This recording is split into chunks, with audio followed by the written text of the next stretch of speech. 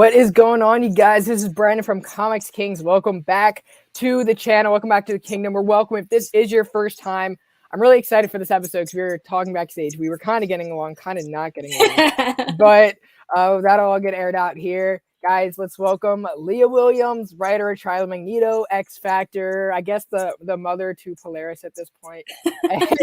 Writer of Amazing Mary Jane and one of my favorite writers in the game. Leah, how are you doing today? I'm great. Thanks for having me.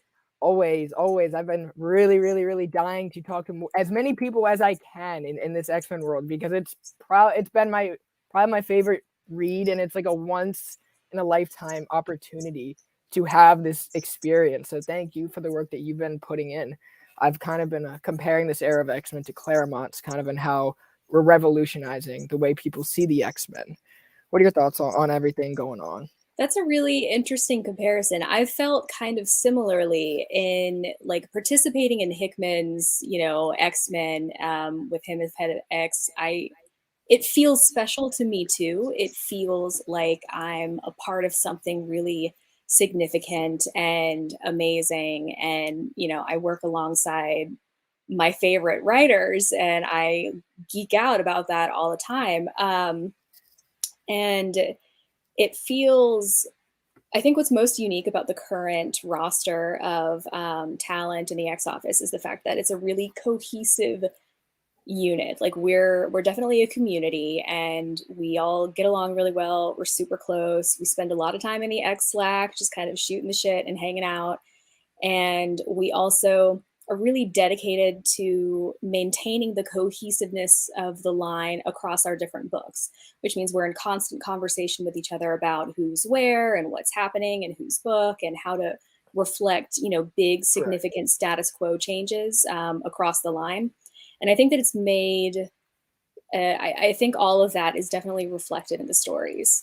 Right. One of my favorite parts of this line is having a bunch of titles where even if you don't necessarily like some type of genre of a book. Like we were kind of talking about Excalibur backstage. If magic, fantasy isn't necessarily your avenue, you have another book like X-Force, something that's gritty, or Hellion, something a little bit for a lighter read, something that you don't really have to think about that much to that. And you have like X Factor, which is kind of more of a deep dive and elevating, learning about the next generation of mutants.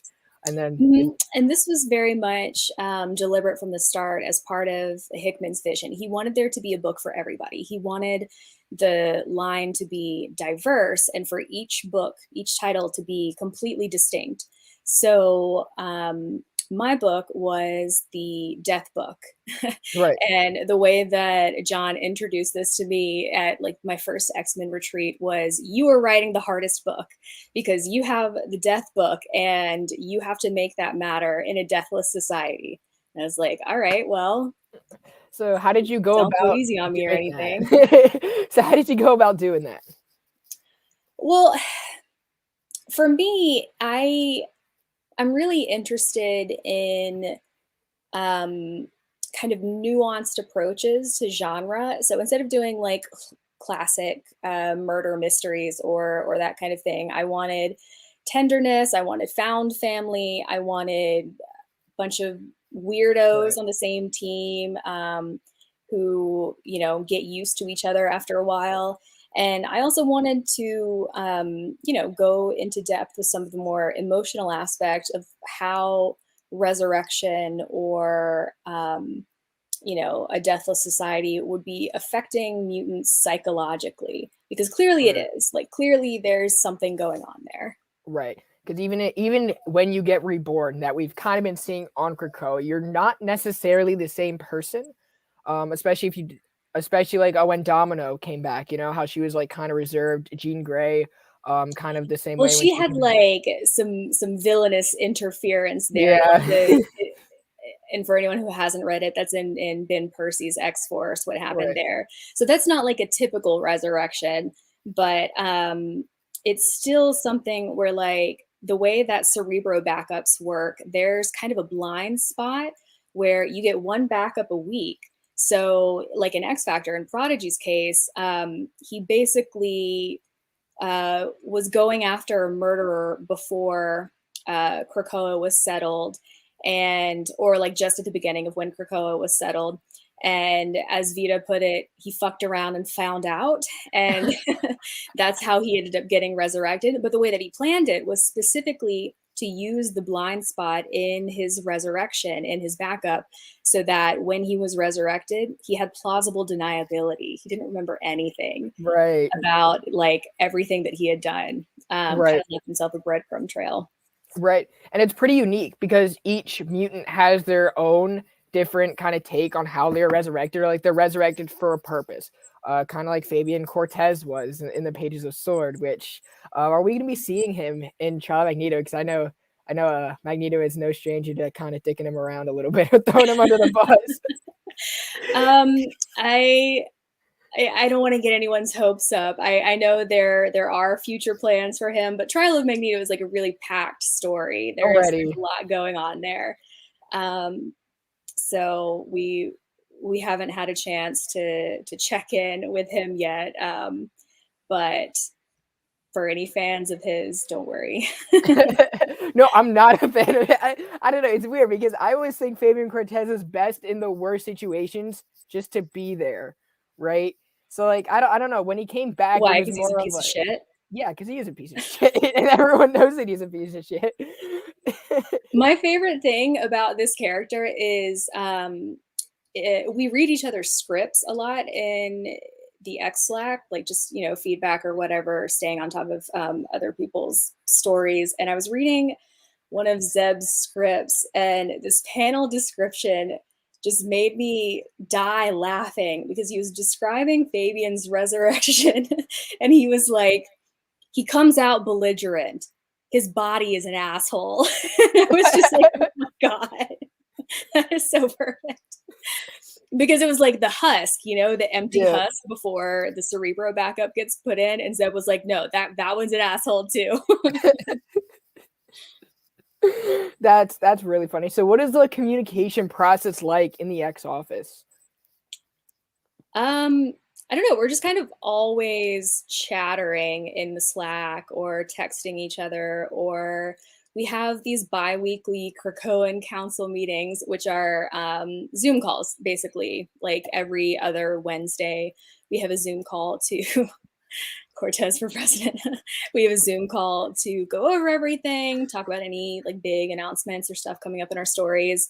And I think my favorite thing about X Office communication is like every morning we all, or at least like the East Coasters and people in the Central Coast, every morning we wake up and we consult the X Slack, and overnight that's when like Jerry Duggan, who doesn't sleep, and the Brits who are in a different time zone, just like a whole new wealth of information and activity overnight that we always wake up to.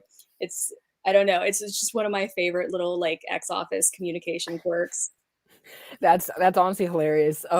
What my favorite part, kind of like looking in, is we see you guys having fun, or at least I do. So it kind of makes the stories more enjoyable just to understand, okay, everyone here gets along, and you're not going to hear anything coming out on like CBR or Newsarama or Bleeding Cool. Okay, there's a lot of beef. You know, you guys are all together coming and writing, in my opinion, some of the best stories that we have on the show. So it's very much appreciated. We were talking. Thank you. We genuinely are having a great time, and we genuinely do like love each other and get along. Right, which leads me feigned. Right, which kind of leads me to the next question. Was it planned? Did you know you were going to be coming in kind of after Amazing Mary Jane, or like when did all of this actually get started? When I was finishing Gwenpool, it was because if you've read Gwenpool, at the end she moves to Krakoa basically, and I was thinking that you know, that would be like a safe place for her because now she's under Hickman's umbrella and nobody can mess with her. And I also thought that was going to be the last time that I would write mutants for 10 years or something, because by that point Wave 1 was already underway. And then I got a phone call from Jordan D. White, senior X-Men editor, and he's like, "Hey, how would you feel about writing X Factor?" And I'm like, "Shut the fuck up."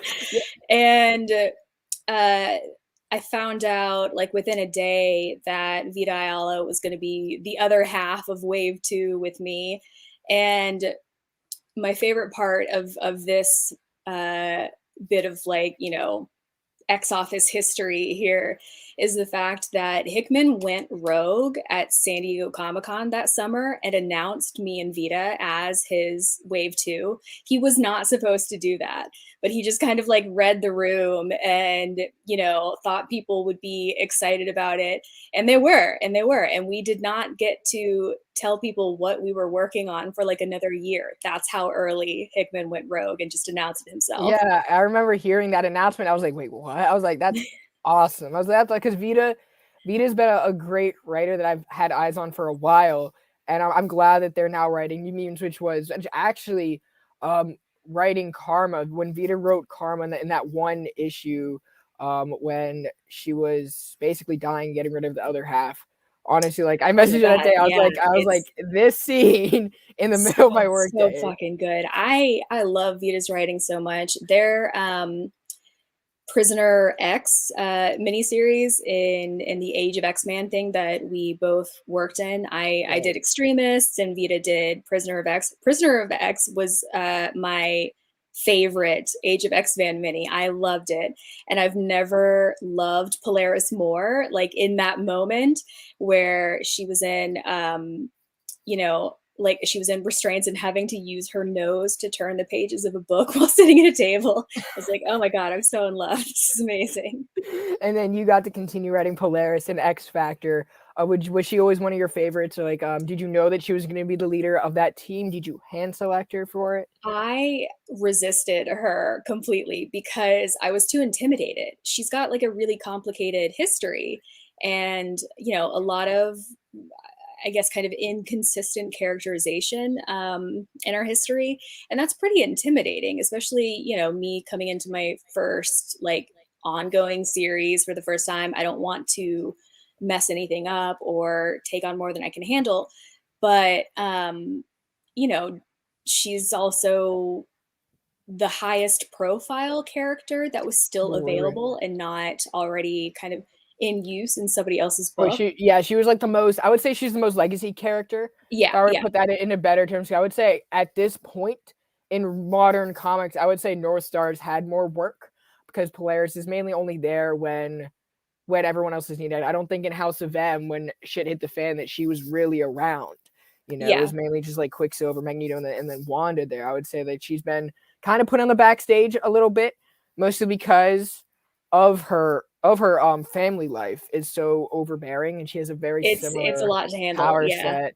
But I enjoyed her. I don't think we've had much Polaris since the Silver Age, so I'm very glad to see that I have some Polaris in my. Well, what ended up changing it for me was I'm close friends with two people who are huge Polaris stans, like comics, not just the Gifted show. So I went to them and I just asked them both, what do you love about her? Like, what is there to like? And I don't know, it just completely transformed my understanding of her. And it was like suddenly being able to see, like when flowers sprout up through the concrete, like I had been seeing her toxic relationship with Alex and the kind of misuse of mental illness as a plot device. Like I had been seeing all of these things that I was really wary of and didn't necessarily want to contend with. And then my friends, who I'm lucky to have people that I can just go to and be like, what do you like about this character? And they don't ask me any questions about why or like, what I'm doing.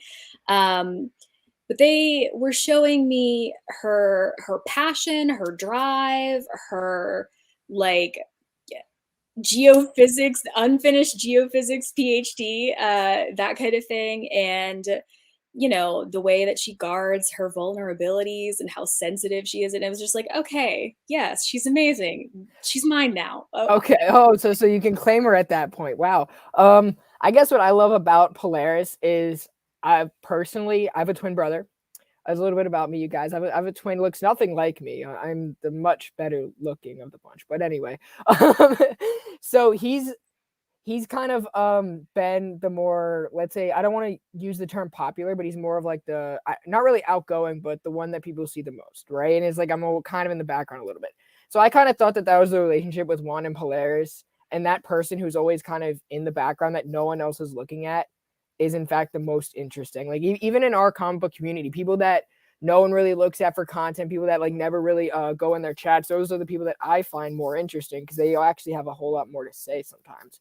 And there's a story to what they're doing. So that's kind of something that I liked with Lorna when the people were using her as kind of like the depressed kind of other sister. That wasn't really it because I was like, she's every reason to be depressed, but you're not really exploring. You're just like casting her aside. Yeah, like she's legitimately traumatized.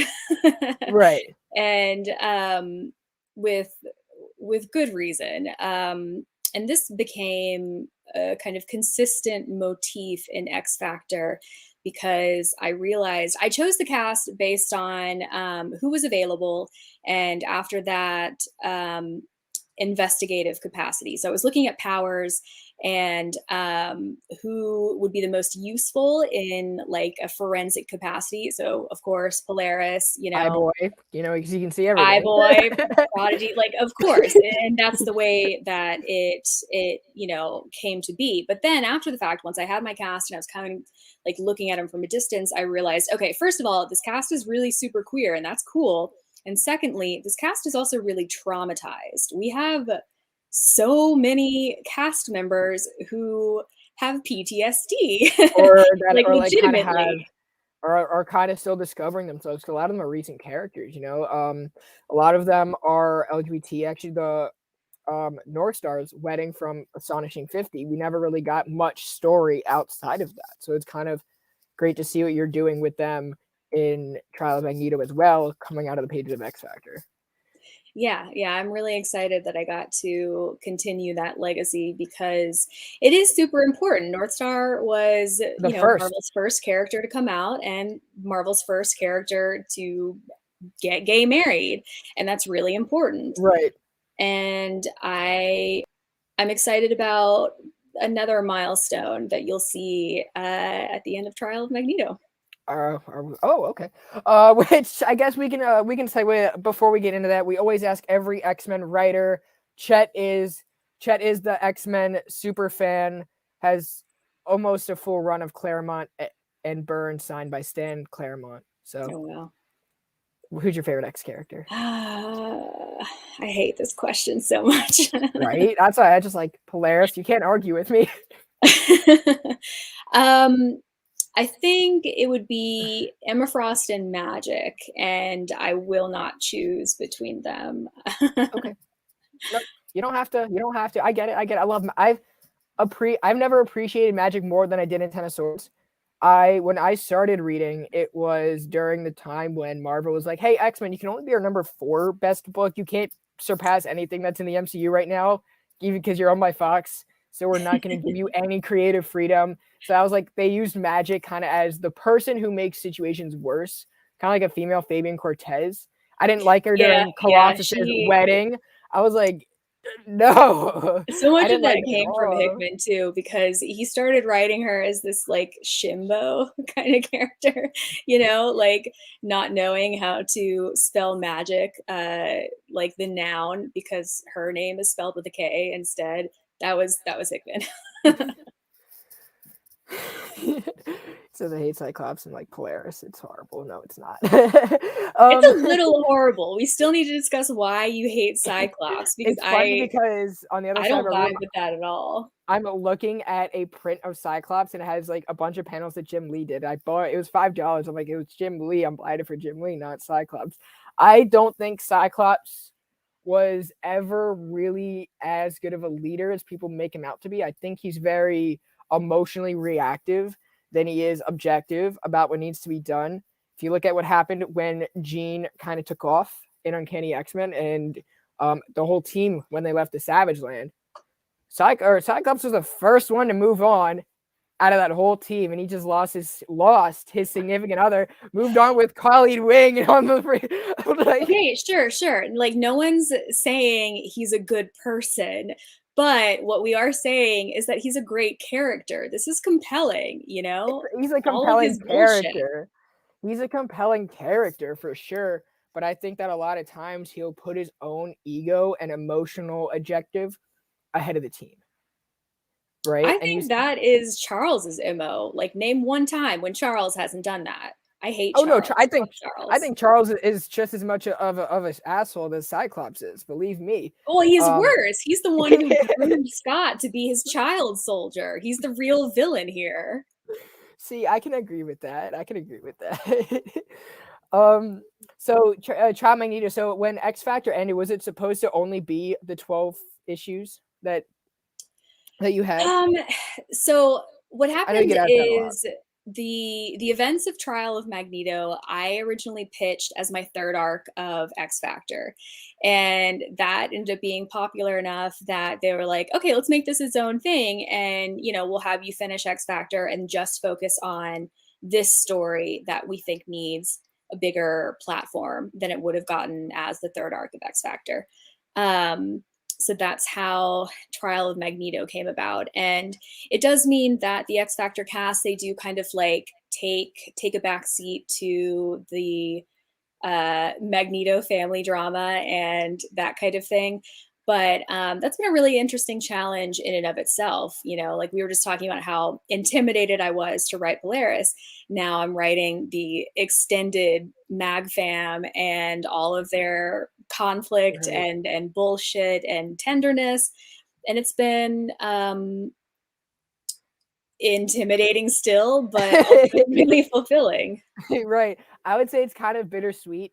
So I guess no matter what you do, it leaves some sort of impact on the story, right? Kind of gets compared to House of M a lot because that was the most seminal House of Magneto-centric story Sure. that we have, especially because Um, we're dealing with a lot of the ramifications of what happened. right, exactly. I do, and I'm comfortable with that. I'm comfortable not being tantamount to House of M because I would never want to play karaoke. I want to write my own story. Right.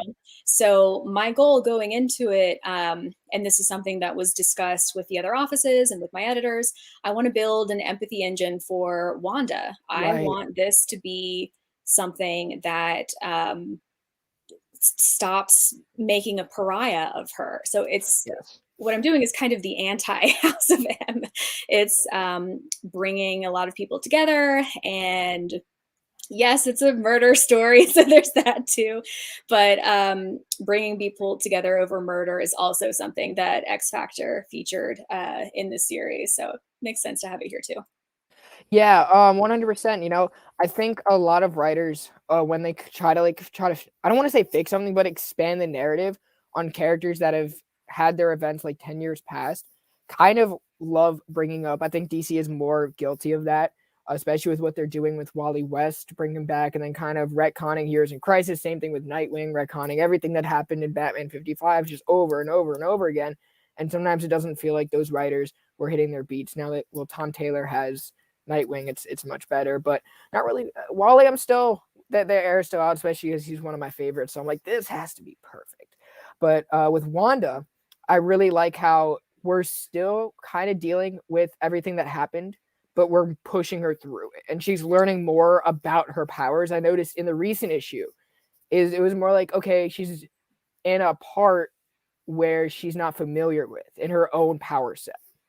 Yeah, I'm really pleased to hear that you picked up on that because it's definitely intentional. It's definitely something that I'm thinking of as a goal for what I want to accomplish in the miniseries, and you know, bringing Wanda under kind of a unified umbrella of what her chaos magic looks like, how it exists, how it manifests, um, and making a new kind of set of not rules, conventions maybe is a better word for it, of how it operates and how it can be used, and that it's Right. not just this Alternate. unfathomably massive sledgehammer to break worlds with, that Right. there's other things you can do with the chaos power. Right. No, she Um, didn't just come in like a wrecking ball. She's kind of doing something on the back end. right, exactly. And I really wanted the story to be additive more than anything instead of destructive. I told you good advice. Before we started streaming, Brandon watched me like fuss with my lighting setup here to see what would be the most like vibey and suitable. I tried to match the Trial of Magneto cover. It was this is something we had from Weekly Wrap Up like months ago. I was just coming home. I've had a busy day. I was like, I have something saved in here, don't I? And I did. So I was gonna make like a big Polaris thing, but I was like, I have this. It works, and it says Trial of Magneto, which is what we're talking about. So let's kind of get back to it. I know my ADHD took a turn there. We were kind of talking about Wanda's new set of powers and kind of changing her status quo. Right. So it's not necessarily giving her new powers so much as pulling everything that we've seen her do with her powers under the same unified umbrella of explanation, basically. And this is something I really enjoy doing for Marvel. I'm like a fixer. I do a lot of character work where I take a character's existing continuity and then fix it. I kind of rehabilitate what makes them like problematic or difficult to contend with in the current continuity by giving it new additional meaning, just Right. kind of adjusting something that's already there. And it's been an honor to do character work with Wanda. She was in Right. dire need of it. She was in dire need because I'm like 10 years. She's in all the movies that we all see. She's in obviously she's in WandaVision, but now it's like it's kind of time for Marvel to move past that stigma they had against her, the whole no more mutants. Right. She's been stuck in this cycle of like being a world breaker and kind of a villain unintentionally because of her, mistakes and lack of control of her power. And she's been kept in that cycle for, like you said, 10 years now, but it's definitely time to bring her out of it and give her more additive stories to move forward. Right. And you were kind of talking about how you like playing kind of the therapist role, which that was like what my mind went to is you're like fixing everyone's powers. And I think you're doing a great job of having empathy for these characters and addressing kind of what makes them the way they are and like what events. Because like a lot of times when people have depression, I think we've all kind of been there before. It's not necessarily of what you're doing or the decisions that are being forced upon you, but it's more like your environment. So if you change your environment, right, or you change a few decisions for these characters, how will that affect them longer term in their overall mental health? Yeah, definitely. I think that the way that's most visible is going to be in the last issue of Trial of Magneto. Because while it's kind of subtly threaded through the first four issues is also, there's a lot of other stuff going on. So the fifth issue is where, the story of everything that has happened and why finally comes to light. And we also take time to really check in with the important major characters in this story and how they're feeling and how everything has affected them. And, I think there's going to be a lot of kind of internal conflict that will be revealed. It's going to be surprising to people. Right. 100%. After Trial of Magneto, do you have any other future work with X-Men? Are you going on to independent work? Both. I am working on my next X-Men book right now, but it's not announced, so I can't say anything. It is the coolest thing that I've ever worked on. It's my dream book, and I'm obsessed with it. And I can't wait to actually start talking about it. So we're going to see more magic, right? And I am also working on my first creator-owned comic, which is C-punk tech noir that I'm writing for Oni Press. It's been a lot of fun working on that too, and it's completely different from writing for Marvel. They're just two separate worlds. Which one would you say that you enjoyed better or more? I enjoy them both for different reasons, and the way that I explain the differences and why they're both like, really enjoyable and necessary for my satisfaction and well-being. Marvel is like where I go to the gym. Marvel is where I go to be stronger as a writer because I'm having to contend with all of these obstacles like continuity and character history and events and that kind of thing. Like there's an obstacle course I have to get through as a writer and still provide a satisfying experience at the end of it. But that's not where I live. Right. Creator owned is where I live. That's my home. But I Right. need both of these things to be happy. Right. And I think it's great kind of getting that fan base within the X office by doing this work with the X-Men, because that'll allow you to kind of transfer that over. Or at least that's what I know Peter Tomasi's doing right now with Snipes and Slugs. We had a great conversation at Baltimore Comic Con kind of about that. And I think you do have a great, or Steve Orlando, another great example, did a lot of work in the Big Two, and now stepping into more creator owned with Aftershock and Image, doing Oh, great work. absolutely. Absolutely. I know you did a one shot with Magic. Is it kind of canon that she is the Sorcerer Supreme, or will be? Well, it Or is that in more that of like a world. Elseworlds? So what if Magic, and which is what if Magic was Sorcerer Supreme? That's an alternate universe. So it has its own, numerical designation where that takes place. So it's not Earth 616. It's something else. And it is canon that she's Sorcerer Supreme in that world.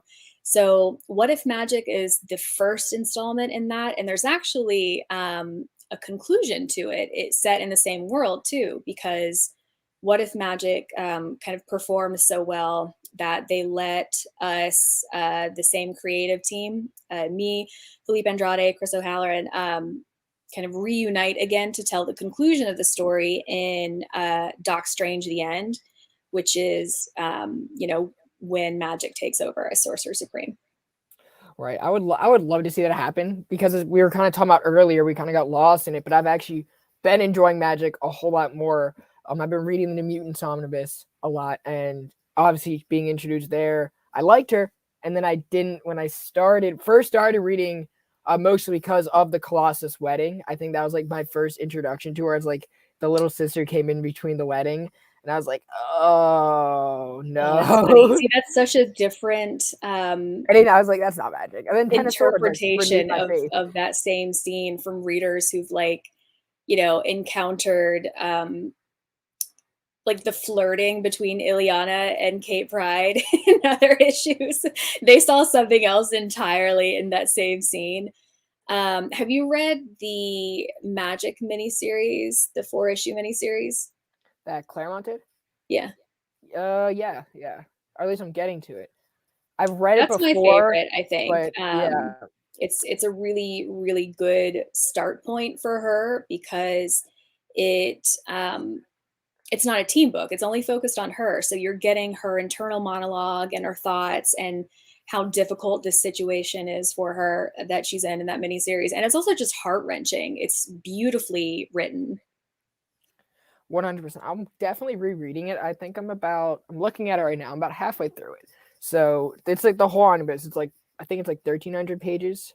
I just had Bob McLeod on the show a few weeks ago, so that was homework. that was homework. Which I think that her run just like kind of made me fall in love with the New Mutants, and especially like reading Vita's work and what Hickman started in that book renewed kind of my love in that team and what they're doing. These characters that you're writing, kind of to bounce back to X Factor, are kind of a fairly new. How much research did you have to do where you're kind of picking these off the shelf? Well, North Star requires a lot of research because there's a lot of history there. He's got a ton of important legacy and history, and a lot of it isn't what you would expect. Like my research for North Star started with the Age of X-Man mini that I wrote, Extremist, because he was a member of that team. And, I thought it was really important to look at his history and what he's gone through and that kind of thing, because Age of X-Man was set in this false utopia that Nate Gray had constructed, where love is not real. Everything has been psychically removed from characters. And so for a gay man like North Star, who is also like a former Quebec separatist terrorist and an anarchist, and like hates the government, hates cops. I love him so much. I thought that, having the most fundamental aspects of his identity removed for this false utopia would have a really devastating psychological effect on him once those memories started to resurface. So that was research heavy. And with other characters, like newer ones, like for example, iBoy, it's more about how I can add to the foundation of who he's becoming Right. and flesh him out a bit more. Right. You're definitely dealing kind of like a Teen Titans or like a Young Justice team kind of, but dealing with death. That was like kind of my comparison. I like want to highlight this comment because we got a bunch of people in the chat. Kind of a good time to announce we have merch. I've been kind of pushing it. We have hoodies, t-shirts, black, white, and gray. Shoot me a DM on Instagram if you're interested. I am working on getting like everything into a nicely formatted website thing that's coming out soon. But I was excited to get these out. But if you guys do want one, shoot me a DM. Make sure you guys subscribe, like if you want to keep supporting the channel. Definitely more videos to come. Leah, if you were to write a book that you haven't written already or a character, who would it be? Dazzler. Oh, thank you for saying that. Well, to me, it feels like she's the one who is in most need of attention right now. Like Yeah. we've seen her kind of bopping around Krakoa, doing her thing. She showed up in X Factor for a bit, but it just feels like she's, ready for her own kind of spotlight right now. And I think Right. she's a blast. She's a ton of fun to write, and she's kick-ass. Oh yeah, 100%. I really like the Dazzler miniseries from the 80s that they made. And I don't think since then we had a one shot that Madeline Vizago did, which was fun.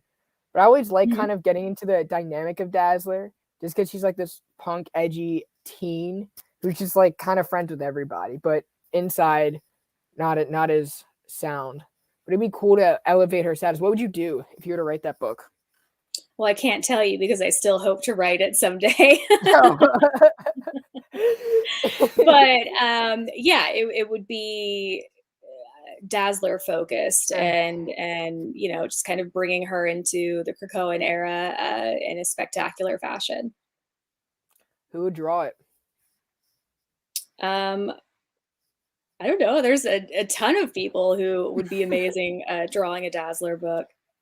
I think if you kept Lucas Wernick around, that'd be fun for that book. He is so good. He is so good. I was devastated that I couldn't work with David Baldion, my X Factor co-collaborator, Right. co-creator, conspirator, collaborator. And we're still like besties who talk all the time. But getting to work with Lucas and, getting to know him too, what his style is, what he likes to draw, it has also been a joy of its own in Trial of Magneto. Right. He's so attentive to details that I haven't necessarily scripted because I don't like overwriting and giving more description than necessary for artists. I want them to have as much freedom as possible. So I only write what's necessary. Or if I write more than that, I always say, this is just a suggestion, like here's so you can see what I'm thinking. But what Lucas does is he kind of reads between the lines and he looks at what the emotional arc is for the characters from page to page. And even though I'm not saying necessarily that, okay, on this page, now this character has been dealing with kind of this other stuff for the past few pages and now it's starting to catch up with them, Lucas sees it. And he is able to like thread that emotional narrative on character faces across those pages and panels. And the first time I noticed it, I was like, oh my God, you're a wizard. This is incredible. I definitely noticed how different. Well, obviously his style is much different from David Baldion. They work in different formats of panels, different layouts and whatnot. But Lucas is just, I think the emotion that he has been encapsulating in Trial of Magneto has been so fulfilling to that book. I'm sure Dave would have been great, but I'm very happy the way like Lucas has kind of positioned everything. Even like kind of when the Avengers crossover, I think the whole Emma Frost scene, I think was just hysterical. Oh, he's that so was good at so Emma Frost. Well done. I wrote Emma Frost into Trial of Magneto specifically because a year ago I saw like fan art Lucas had done of Emma Frost on his Instagram. And I was like, okay, so it's a done deal. We got to get Emma in swimwear just so we can have Lucas drawing it. And give Captain America a false image. Well, I mean, I think it makes sense in the story. No, I think it was great. And it was great that it was kind of lingered in the Hellfire Gala coming out of that. Um, I was happy I could continue that too, because I just feel like Steve absolutely would love Kyle, first of all. Like they would get along so well because they both have golden retriever energy. Right. And similarly, North Star would be endeared by Captain America, but also like a little jealous. Like, why do you want to know where my husband is, Steve? So let's talk about the gala real quick. This is, I guess, your first bigger X-Men event, getting everyone together.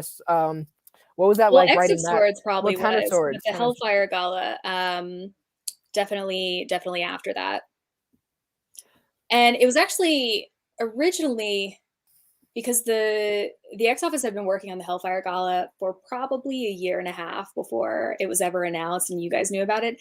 And originally our plan was we were not going to talk about it at all. We weren't going to show our hand. We were just going to do it. Like 1 month, all the books are going to be, taking place at the Hellfire Gala. Just because we had come out the other side of Ten of Swords so much stronger as collaborators that we knew we could flex like that if we wanted to. Like, here's how well we play in the same sandbox together. But then we were thinking about it and we were like, oh, but the fashion would be super fun to promote. And what if there's invitations? And we I didn't realized get that we one. I was should like, what the open it hell? up. My shop got one. I was like, you guys don't even read X-Men. It was me. I was pissed. I was kidding.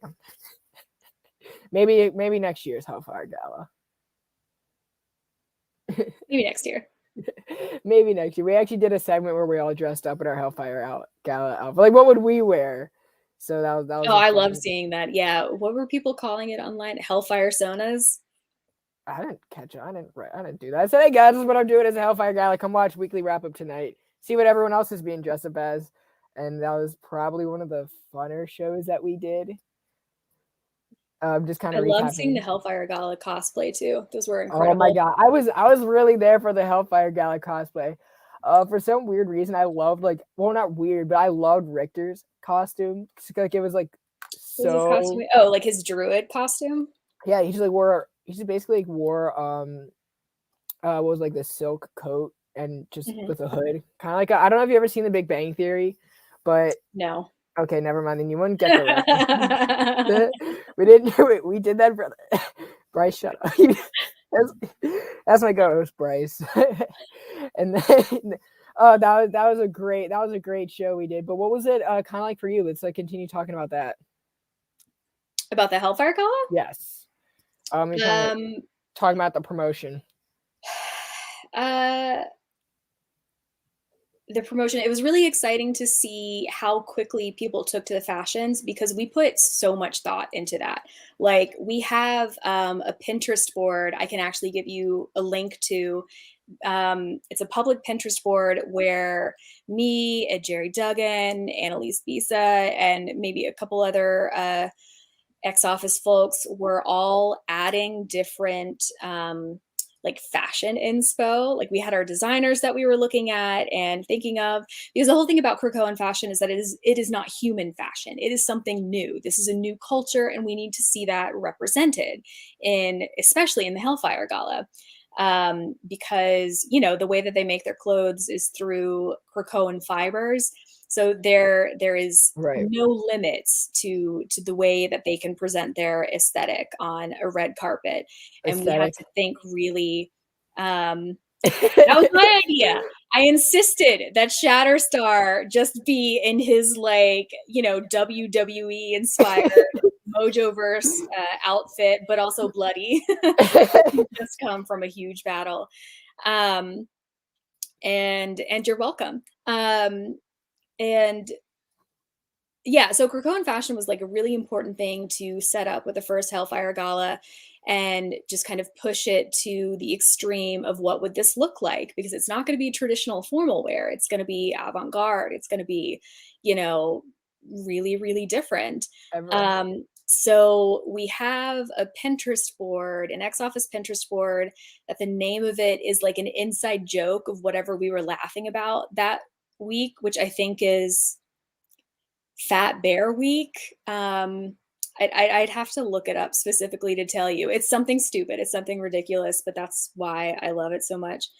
Um, and we just took this really seriously. We did our due diligence and research um, for what every single character who's going to be appearing would wear, especially because of the way the Hellfire Gala operated between our different books. It was meant to feel like a ballroom scene where characters, just kind of waltz in and out of each other's books. So they all have to be wearing the same thing and be showing up in the same spots, but just seen from different angles in different books. And that took a ton of planning and a ton of work. And I think we pulled it off really well. Oh, I loved the Hellfire Gala. Again, like I've kind of been saying this about everything. The Hellfire Gala was more of like my mic drop, saying like, yeah, like I told you guys. So is this the first time we've seen all these mutants really together in like kind of like FU, like come at us type mode? Because like for years they were outcasted, people looked down, but now they're like taking a stand, coming together, and you've never seen that before. Never really. I think we kind of saw that in I want to say House of X. There was like a big party scene once they unveiled the resurrection protocols, but we haven't seen a Krakoan holiday, like an official, kind of national holiday until the Hellfire Gala, which is meant to be this huge inspirational annual event. Right. And it was great. And it was kind of a great way to push everything forward and really saying, guys, we are on the same page. We're great. And keep reading our stuff. And also, invite outsiders in for the first time too. Yes. Like have them like run the jewels. Well, it didn't take place on Krakoa. It took place on what is that island of Magneto's? Yeah. But like cavorting with outsiders, that was the Hellfire Gala. Right. It was really cool just seeing all of that, and then just seeing Emma Frost communicate with everyone.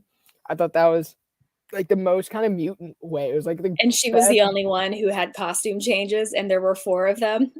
Well, there was 4 of them. Then here's when she was in her diamond form. I was like, wait a second. When she's reaching out to talk to everyone, she can't be in her diamond form. So what's she wearing right now? I was like, wait. But she was it was like the last costume when they were unveiling the team. I think she was. Yeah. The one with like the slits down the side. Yeah. Yeah. I was like, okay, good job, good work, Emma. But that was a great. Did you know Polaris was going to be on the new team, or did every X-Men creator kind of just say, hey, here's one person from my team, or you're someone that we think? Well, yeah, because there's also the voting.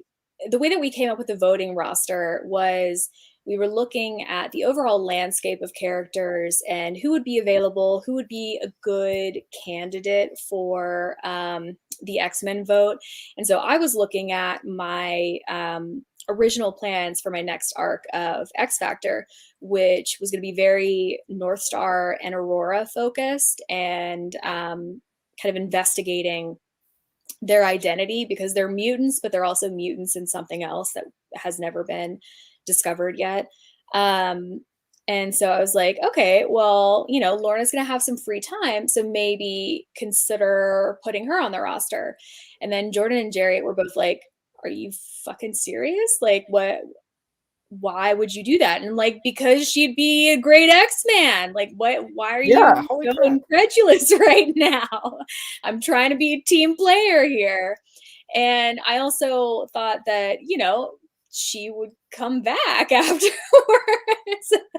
But obviously, like, I moved on to Trial of Magneto, and I'm writing Polaris anyway still, so it's fine. So you're happy. I was like, that first book when she came out just got that big splash. I was like, yes. every time Polaris gets like some sort of like big moment, I hype it up more than it needs to be. But that's just I think she was ready for it, because she was that's another character that I was in the process of kind of doing some character work on, some rehabilitation, and unifying her story and identity into something more cohesive and easier to handle for the next writer. So that's why she wasn't team leader on X Factor. It's because she was having her like, eat, pray, love, second in command kind of year where she was finding herself and figuring out who she Right. is, apart from Alex, apart from Magneto, and, just getting to explore herself for the first time. Right. And at the end of that year, I think the timing was perfect for her to be like, yeah, okay, I'm ready. And then instead of leading X Factor, she goes and joins Xmen. Right. So that's really interesting, right? When she took time off from where she wasn't, she was kind of forced to take time off from Alex going into Hellions. But was their relationship a pivotal point in the storytelling, like a factor of it, creating that distance between them, so they can like focus on each other?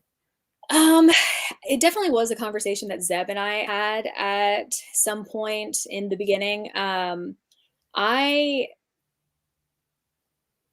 Okay, so Alex and Lorna are like that straight couple that gets drunk and fights at the beginning of a house party, and Yeah. then by the end of the night are furiously making out on the couch together. That's how I see them. And that's not healthy. That's not necessarily healthy. And both Lorna and Alex are, in need of having their own stories established apart from each other. And that's not to say that they'll never get back together again, whatever.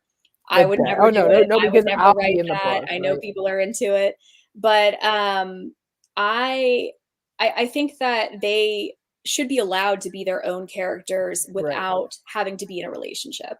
Right. And you kind of see that same comparison to Banshee and Moira going on, Oh, sure. Yeah, there's a lot of couples like Jean and Scott or Jean and Logan, where or they're Emma and so Scott, kind of yeah, ish, they're on so and off. tied to each other's histories that it's hard to imagine what these characters would look like with anybody else. Right. But that's what I want to imagine. I think it's better if we don't necessarily, it's different with North Star and Kyle because they're the only healthy gay marriage in the extended MU. That's it.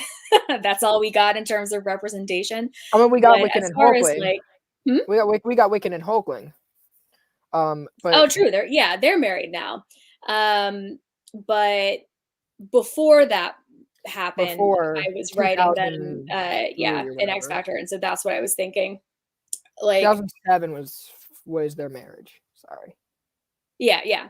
Um, and outside of that, we have all of these other relationships that, might require some turmoil or conflict, I think, in order for people to feel like it's not stagnating.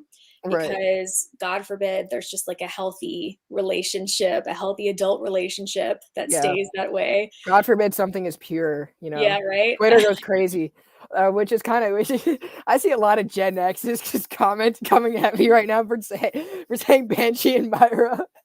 I love it. Everyone's like in the comments and just dropping their favorite X-Men couple. Um, Missing Link, another co-host, Emma and Scott were fun together. He's a huge Sanshin X-Men fan. I thought they were pretty fun together too. I think that Emma kind of gets to the darker parts of Scott, the parts that he tries to hide from the rest of the world, and like she also gets off on it. She likes that. And it's something that he tamps down in his other relationships. 100%, 100%. It's funny. And this is kind of what we were talking about like going on like Twitter, something being pure. A lot of times in comics today, we see stuff that's going on, characters changing, right? Prime example, Superman or Jonathan Kent comes out as bisexual. Tim Drake comes out as bisexual. Characters that are kind of holding up higher mantles, discovering themselves, and we're changing the status quo of a certain character. Let's say Jane Foster being Thor. To me, as someone who reads a lot, if you have a character that has such a legacy or a mantle that's such a legacy, wouldn't the story to get dry if it didn't change for a few years? Oh, totally. I think that would be the case regardless of a character's sexuality, though. I think that, that's its own point to make outside of Right. representation. Right. Well, not even just like LGBT representation, but even like the Jane Foster switching over to Thor for that time period, right? So like what I'm trying to ask is, what changes you see kind of happening like the X-Men universe, or not really change, but how do you take on growing legacy characters? My personal approach to it is I always try to find out what is beloved about this character, what is most valued, what do fans connect with, what resonates. And that helps me kind of cut straight to the characterizations that mattered the most to readers and really connected with people. And I think that we are torchbearers in a sense, where it is our responsibility as Marvel creators to carry on this legacy of really important Right. intellectual property. And it has an incredibly important history, and also an incredibly important, meaningful relationship to fans that we also have to uphold. And I think that anything with an audience has a responsibility to that audience. And the greater the audience, the greater your responsibility. And it is our responsibility as creators, not just at Marvel, but in general, to construct a series of mirrors that shows people the world as it is. Right. And that's my approach to representation. Like, nothing should be whitewashed or straightwashed. Nothing should be kind of a false narrative presenting anything that would make readers feel othered, or like they don't belong in the Right. X-Men world in particular. Because what happens when you deny someone their likeness, especially at this level, writing for Marvel, it makes them feel monstrous. It makes them feel like they don't belong in this world that has been capitalizing off of messages of diversity for decades.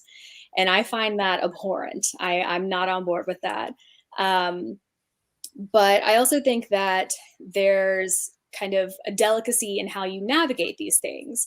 Like, I understand why we can't just come out and say that Jean and Scott and Logan are in a throuple and that Logan and Scott are also getting it on together. Like, even if I think that, sure, of course, it's not my prerogative to tell other readers what they can and cannot see in that. You know what I mean? It's kind of like an ink blot test where people are going to see what they want to see. Right. 100%. And I've always thought of like X-Men has kind of been that comic where that strives diversity, right? Because the Sure, X-Men, yeah. A lot even of the people make the mistake of thinking that Stan Lee was the one who implemented the like civil rights metaphor, but it wasn't. It was Chris Claremont. Yep. Yeah, and Right. it was really I think groundbreaking at its time. But then as the world changed and the comics didn't, that messaging started to land Right. kind of wrongly, especially within the past 20 years. Right. Especially like there's a show that goes on every Tuesday called Omni X-Men. Where we read so it's by two other great people in the community, but they're every week is a different issue. So right now we're on issue at 130. I should know because I'm going to be the next guest. I think it's 137. I don't know. I'll check Marvel Unlimited, but it should be. But it's really cool just to see how far all of those mutants have come now, like where they are today and where they were back then. And it was kind of interesting because there was a whole segment. It was an episode that I was on where we were talking about Storm's kind of over sexualization in that, and how she was basically not wearing clothes a whole lot of times. And even though like her backstory was treated with care, her present story wasn't.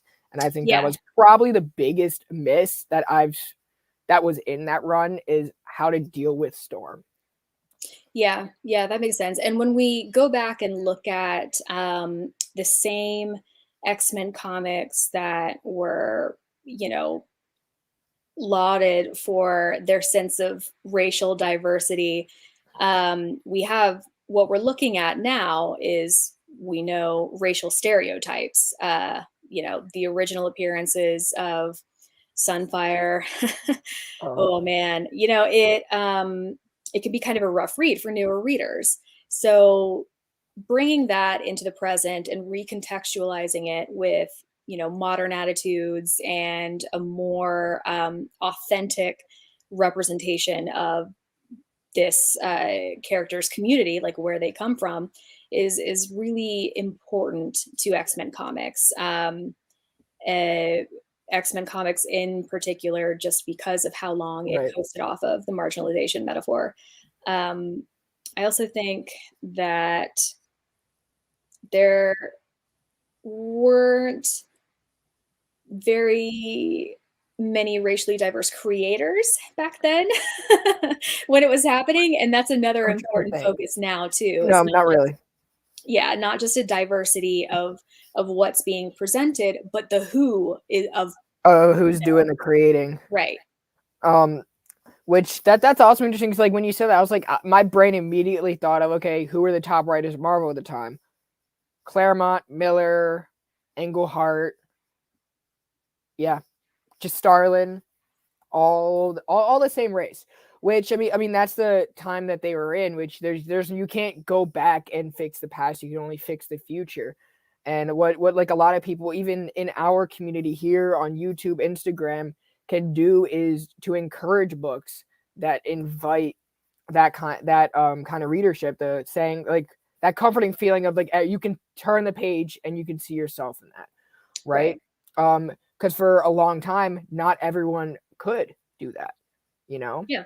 look at how many times you look up at the screen and you see all these legacy characters kind of being the same race and being like the same thing. Like I used to teach karate in an area that was mostly Hispanic and African American students, and this is actually my favorite for Halloween every year. Kind of fitting that we're still in the season. We would everyone would dress up. All of my students, actually the majority of my students, all dressed up as Spider-Man. When they said who they were, they said Spider-Man. All wore Miles Morales costumes, which to me as their instructor was great to know. They have a Spider-Man to look up to. They have this kind of a character to look up to. Yeah, absolutely. And it's not perfect by any means. There's still a lot of work to be done in superhero comics in terms of representation. But there have been really important strides and efforts along the way to make more readers feel included in this superhero world. Ms. Marvel is a great example of this as well.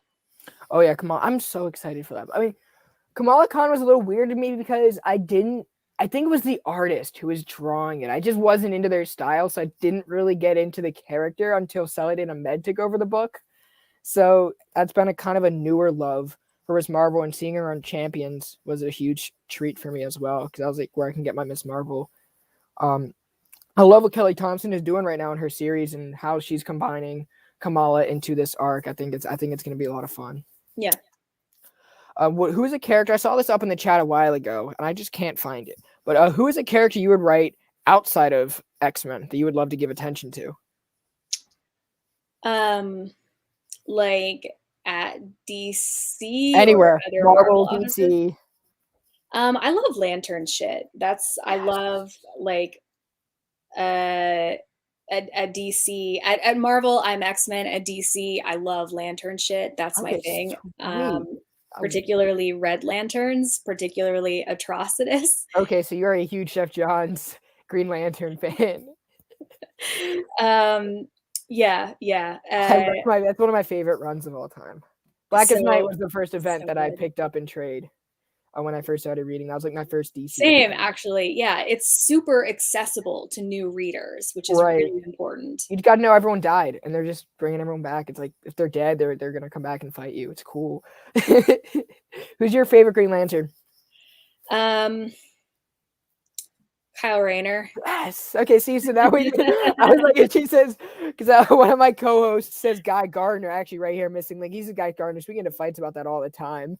So, I mean, I would go for Jessica Cruz before Guy Gardner.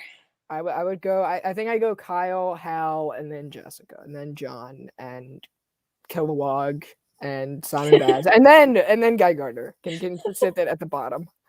That's respectable. I can get down with that. And I think the first time I read him was the Blue Beetle, the Jaime Reyes, and he found him on this planet, this teenager with the scarab, like just taking over him, and decided to fight him. Like, and then I was reading Just League International at the same time. So like, this is too much, Kyle. This is too much kind of dickhead energy. We're not doing this anymore. Well, that's kind of what I love about him, though. Like he's such a fuck up.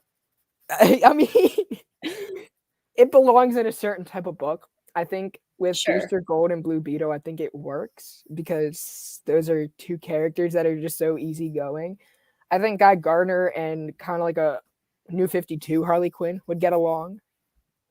But I could see it just because of like how much of a mess they are, just how like, okay, we're just gonna go from one thing to the other. I could see it.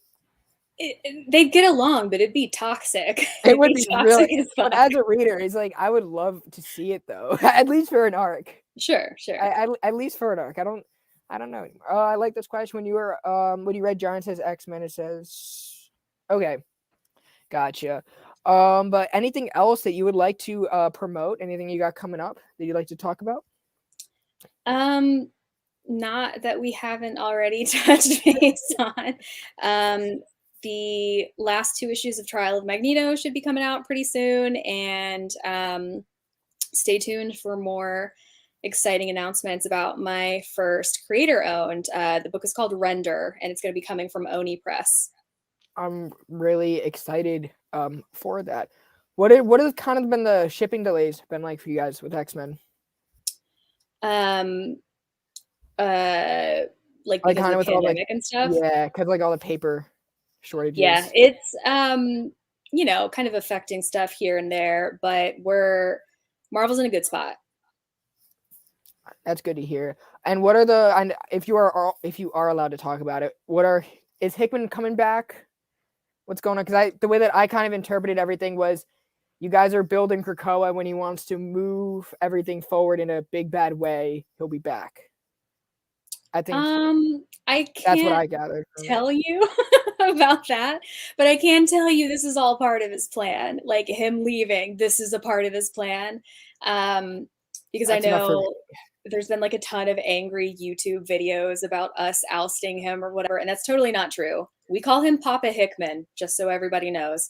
He's our like beloved soccer coach of a head writer. We adore him, and everything is proceeding according to plan. Okay, so then everyone who's been kind of so like whenever I guest appear on other people's shows, like convince me why I should be okay with Hickman. I'm like, well, he's not leaving. There was a whole newsletter saying he wasn't. Right. Like if like, you were actually listening to us and listening to Hickman, you would know what he's doing is just kind of stepping out of the spotlight so that some other stuff can come forward. And that's not to say that he's turning his back on any of us or any of this at all. Okay. So this is his world. everything that okay, so creation. now that's great to know that everything that I've been saying has been correct, and everyone else who hasn't been listening to me, you should start now.